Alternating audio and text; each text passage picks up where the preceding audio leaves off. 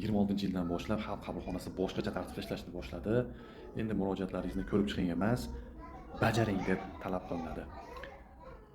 Agar arizalaringiz, yuridik muammolaringiz bo'lsa, qandaydir bir ariza, moddiy, ma'naviy yoki firibgarlikka uchragan bo'lsangiz, bemalol masofadan turib har xil portalda tanilgan PMGO.uz saytiga ariza qoldirib yoki 1000 call centerga qo'ng'iroq qilib, og'zaki yuridik muammongizni bayon qilish orqali ariza qoldirsangiz bo'ladi.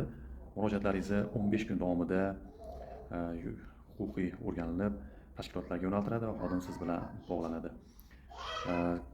Murojaatlarni tekshirish kodi, murojaat raqami beriladi. Shuni to'ldirib, bemalol qaysi tashkilotga yo'naltirildi, qachon bog'lanadi, shu haqida ma'lumot olib bilib tekshirib tursangiz bo'ladi. Har qanday moddiy, ma'naviy yoki firibgarlikka uchragan bo'lsangiz, yuridik muammolaringizga shu PMGO.uz sayti orqali huquqiy yechim, yordam topishingiz mumkin.